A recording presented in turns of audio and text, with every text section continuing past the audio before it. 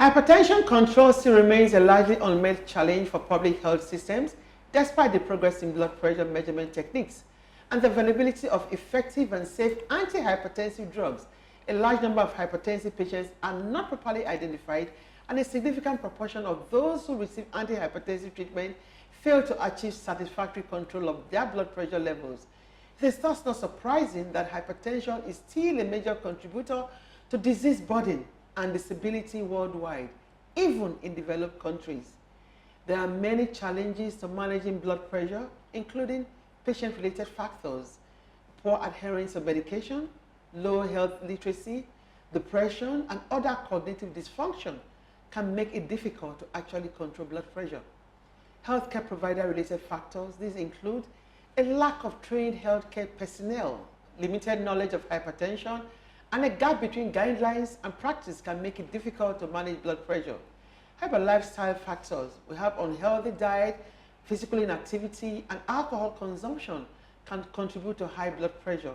Medicated-related factors include the duration and number of prescribed medicines. This can also be a challenge. Affordability and accessibility. The cost of care and how accessible it is can be a barrier.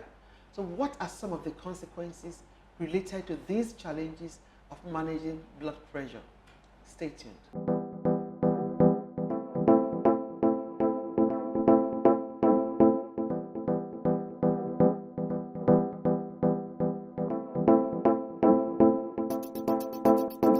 Now, my name is Dr. Memuna Yusuf Kadri. Welcome to your favorite health TV talk show, The Physicians, where your health is our business. I will always remain our business. We're talking about challenges of managing blood pressure and its consequences. As a healthcare provider. No, leave that one. The question we should be talking about that we that we are even healthcare providers, how is our blood pressure? That's what I'm telling you. You know what happens when these patients come to you. So we will see, you may not even have a high blood pressure just by interaction. Your BP may even go up by waking up in this our current economy safe. I check my BP regularly now. And I think one thing I don't want us to forget on this show is that having a blood pressure monitor in your home is not supposed to be a luxury now. Again, it's a necessity. Have it as a necessity, because it may not be you are checking. It may be somebody that has visited. Somebody that visited me some years back had 220, 150. 220, 150. Yes. And it was, if not that, because I was as a physician, and I knew what to do to quickly monitor, give first aid before we went to the cardiologist. Imagine if it was a regular person that just visited. So you said it's 220, 150, right? Yes. It's not surprising that the person did not even realize it, because it's a silent killer. That is the problem with high blood pressure. So that's why we always tell people it's good to monitor your blood pressure regularly. Because you won't have signs. Yeah. You won't even have any. You're just working. And the best gift I need to let people know out there, please, whether it is somebody's birthdays, anniversary, salad, Christmas, office party, and person is an adult, of workable, productive age, give that person the best gift ever, a blood pressure monitor. So talking about the challenges of managing blood pressure and its consequences, if you look at, let's just look at it from our healthcare practitioners or healthcare providers. As healthcare providers, first and foremost, you must know your patient. Yes. Very well, and agree, because these days it is both the doctor and the patient that manage the blood pressure. Not only blood pressure, no assumption. All healthcare challenges. Both must be back to it. You, as a medical professional, you can actually see the patient, give your recommendation, your medication. But when you have poor drug compliance, the patient is not. It becomes an issue. So that is why it is necessary for the patient to actually discuss with the consultant or the doctor to be able to achieve it. And how about the medications that they're also using? So we have all the challenges. See, medication is another thing, because now it's even cheaper to consult a doctor than to buy medication. Especially when you're under health insurance, you find out that there's an amount with regards to consultation, right? The best people to manage blood pressure worldwide are trained cardiologists. Those are the people we know. But again, medication, so some people may come not because they are not drug medication compliant, because they don't even have the money. And these days with accessible, yes, affordable and available. And with this inflation and people not even eating well, people are choosing between eating and taking their medication, and they will choose to eat and to go and buy medication. Dr. May, before we bring in our professional, I went getting an antihypertensive medication for a patient. It used to be between 9,000 to 10,000 naira. So you are talking about 30,000 naira. Over 30,000. And how do you want the person to cope? Somebody that maybe minimum wage now, or somebody who even maybe not even be a minimum wage, but there are so many other challenges that this person, accommodation, feeding, transportation, you know. Well, we'll talk more. We have the professional in our studio ready. We'll talk more. We'll come back from break. Just ensure that you don't stay alone. Call somebody and inform them that the physician is on already, because we're going to be discussing something very, very important, and everyone needs to hear about it. We'll be back after the short break. Stay. Every day and in every way, enjoy that I find support. No matter the role you play, nutrient pack supplement for you and me. In your body, that I fight you. Darvite nutritional supplement is loaded with essential multivitamins, minerals, and natural ingredients that helps you to be at your best. Darvite from LB Pharma. Darvite, love yourself. Welcome to your favorite health TV talk show, The Physicians, where your health is our business. We'll be discussing challenges of managing blood pressure and its consequences.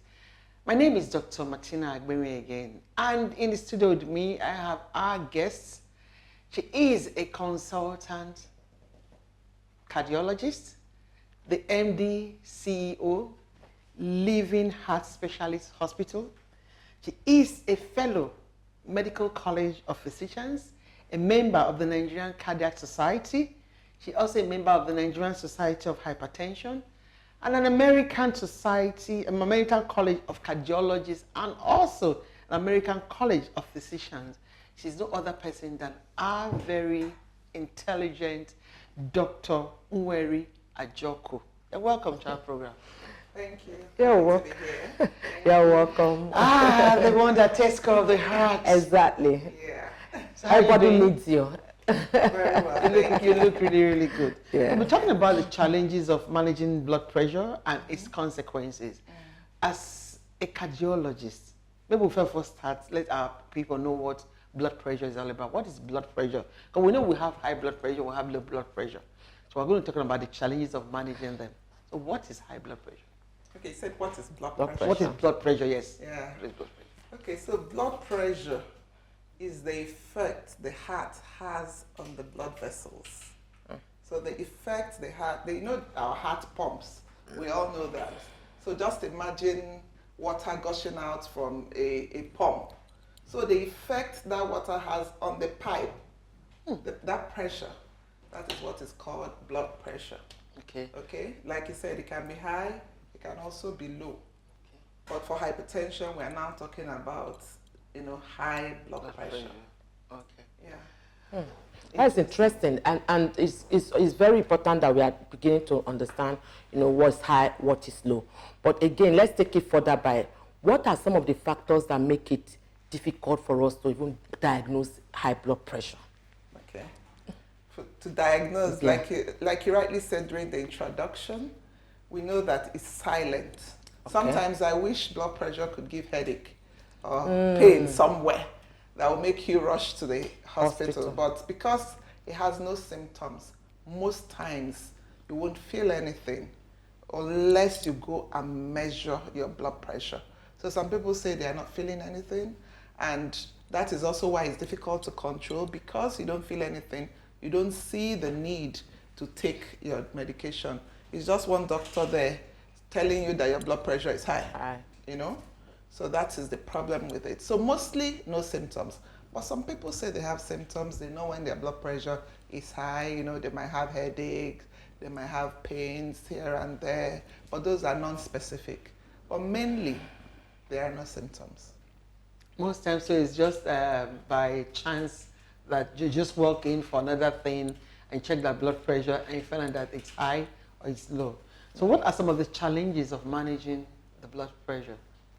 Okay, like you said, since there are no symptoms, the first challenge is getting the patient to understand and to accept that the blood pressure is high. You know, we're in a society where... It's not my portion. It's not my portion. You know? The village people. Exactly, the village it's a spiritual people. attack. Exactly. So when you're saying, are you hypertensive? Say, no, God forbid, God back forbid, to sender. God forbid. You know, that's the first thing. And, you know, they would...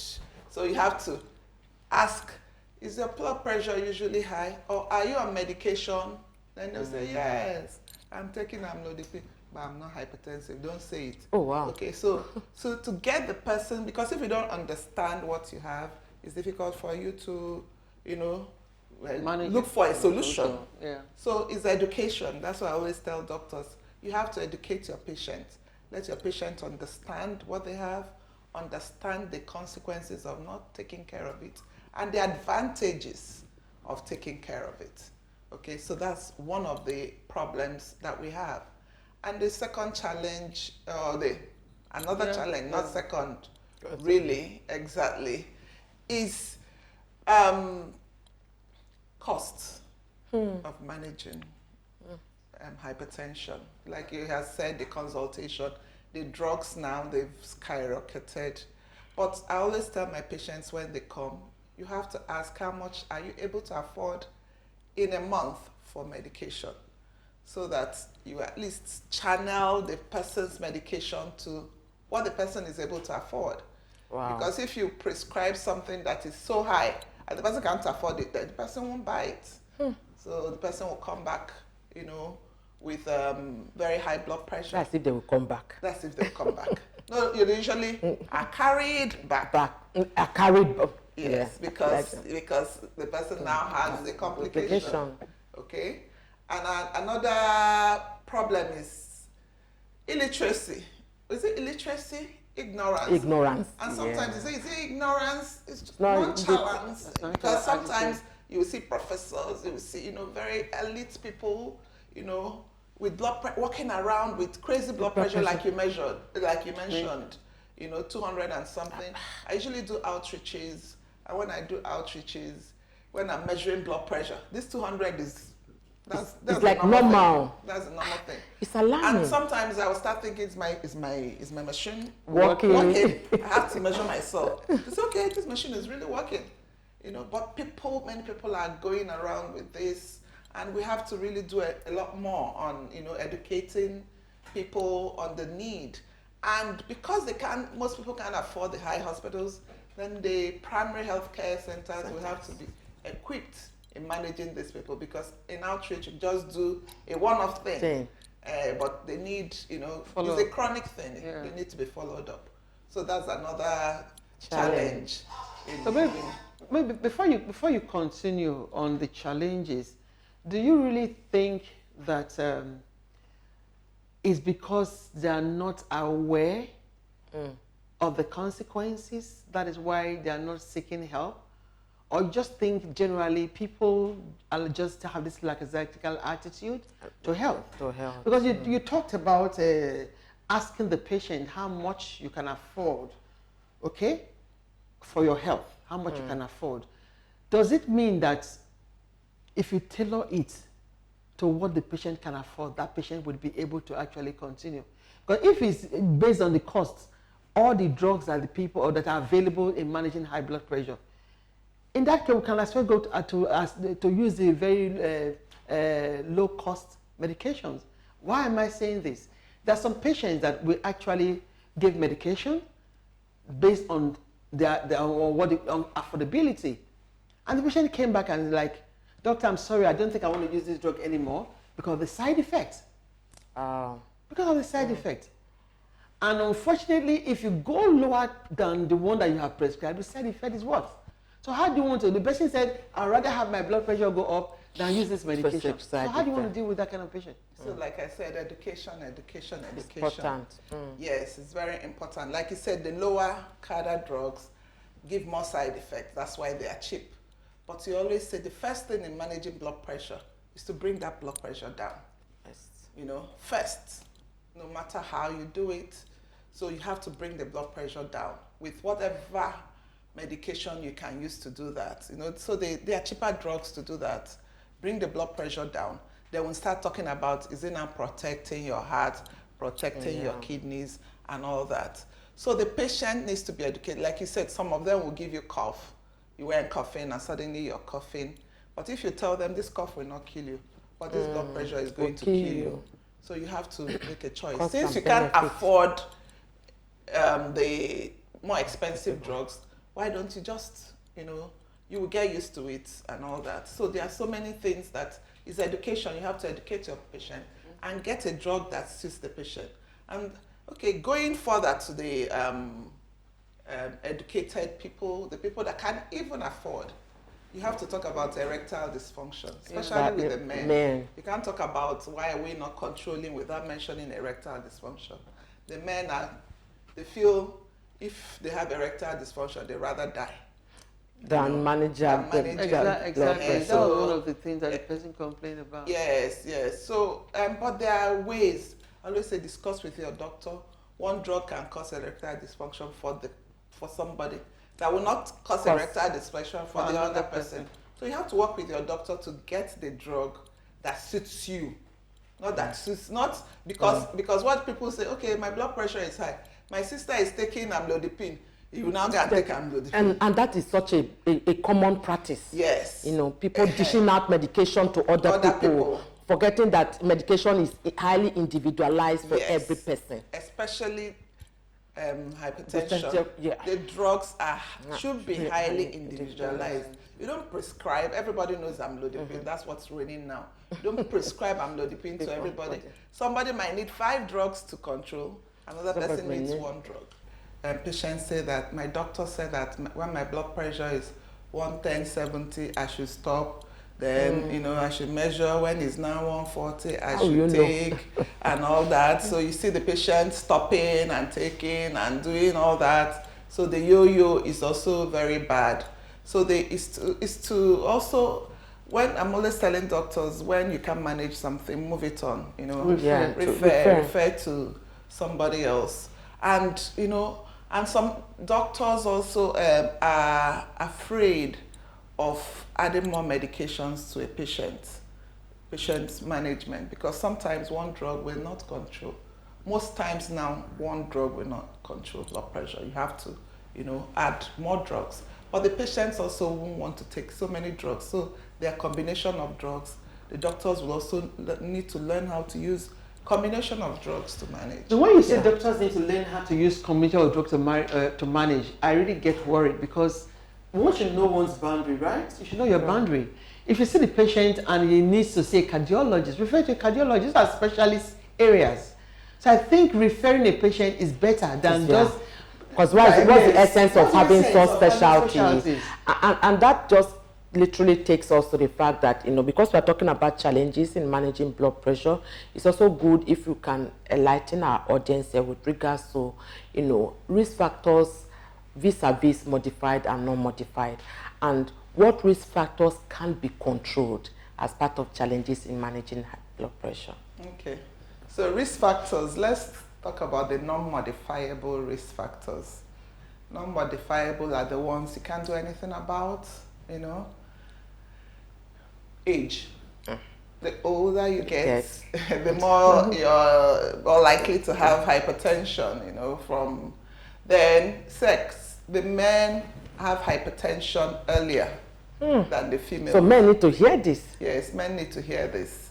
Yes, they have hypertension earlier. The females, they have estrogen to protect them. So, but after menopause, this advantage goes away. And it's now equal. The hypertension risk becomes equal. Okay? The black race, unfortunately, because we are black, you know, we have more difficult to control hypertension. Okay? And family history. If you have a family history of hypertension, then I'm always saying, oh, this is what your father gave to you, your inheritance, you know, in quotes. Yeah, so that you can't do anything about. That's what you can't do anything about. But what are the other things you can do about it? You know, hypertension, we didn't talk about everything about hypertension. You have primary and you have secondary. So if it's secondary hypertension, let's say from a kidney problem, then you manage the kidney problem, the person is better. There are some medications that can cause hypertension. If you're on those medications like the steroids and all that, some hormones, contraceptives, some of them, then you have to stop the drugs that you're taking, okay? Sedentary lifestyle. If you're sedentary, it can lead to hypertension. Then type A personality, always, you know, very active, adrenaline pumping. You know, you have to calm down. Then stress, office. I mean, doctor, you don't know about that one. Yes, office stress, home stress, everything. Even your environment, stress from the environment. Yeah, policies that are not. Okay, so many consequences. First of all, stroke. I'll start with stroke, because stroke is the one that I'm sure everybody must have seen somebody that has a stroke or a relation that has a stroke, and that is what is prevalent in our community. Because what happens, the blood pressure is high, bursts a blood vessel in the brain, or you know, throws a thrombus, and the person has a stroke. We also have the heart failure. The person can have a heart failure. We have a lot of that in our community. Then the heart attacks. Just trying to use the layman's terms. You can also have the kidney failure. The kidney can also fail. Okay. Then the blood vessels in the all over the body, but especially in the legs and head, the peripheral arterial disease can also happen, and the person is walking and can't walk a distance because of pain due to blood pressure. So these things that we've mentioned, they are, you know, very serious consequences. And I'm always saying, will you rather be taking this medication just like you eat every day? You eat every day, so take your medication every day, than have all these, you know, problems come with you and you're carried to the hospital.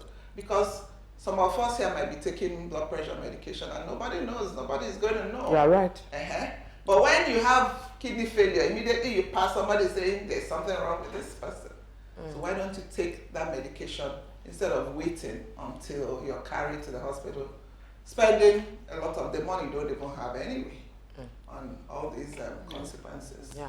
So before we round up, I want you to be able to give, you know, general advice to our viewers out there on just how to manage yourself, because we're talking about challenges of high blood pressure, but generally things that they can do on a day-to-day basis that are very relatable, that now they are watching you, they can say, okay, doctor said this, let me begin to start doing that, so that people can either be reminded of the things they already know, or now they will unlearn the things that are not working for them and relearn things that work for them.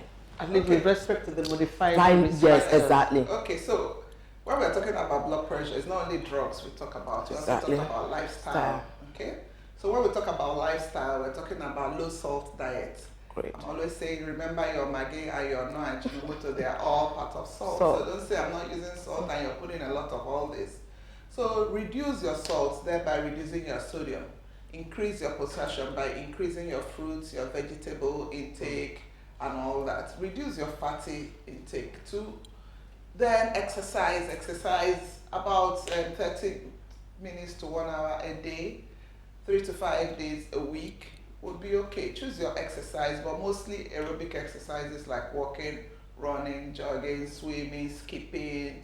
Okay, the muscle lifting and all that, just minimize to about 20% of your exercises. Try and lose weight as much as you can. Stop smoking. Stop smoking, you know, and reduce your alcohol intake to the barest minimum. Those are the lifestyle changes that you can do to help you not to have hypertension and to reduce it if you have hypertension. Awesome. Thank you. Wow, really interesting. Modifiable risk factors. Yeah. We always say it here on the Physicians, the importance of exercising. The benefits, we always say it can be quantified. Yeah. And we say if we put the benefits of exercising as a pill to be the best so-called in the world. Yeah. So we always encourage people to exercise. Thank you so much, Dr. Ajoku, for coming on our program, and we look forward to seeing you again.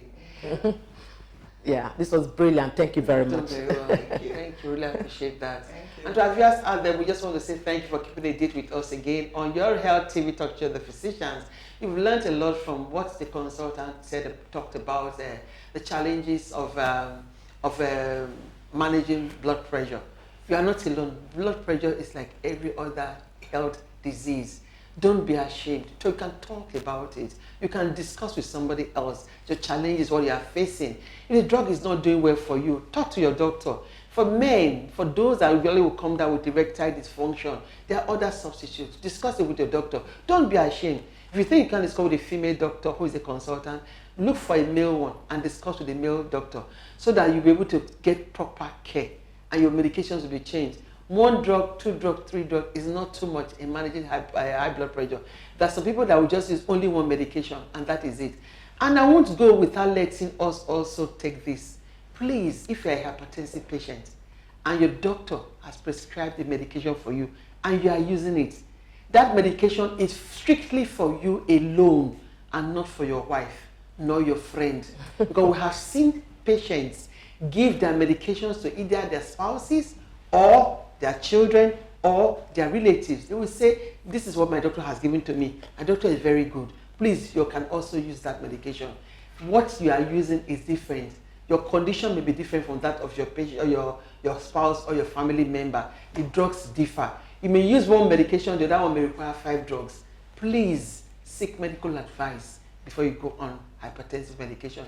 Thank you again for keeping a date with us on Your Physician. Till next time, stay blessed. My name is Dr. Martina Agbere. And I'm Dr. Memuna Yusuf Kadri. Thank you very much for staying with us in this very important topic.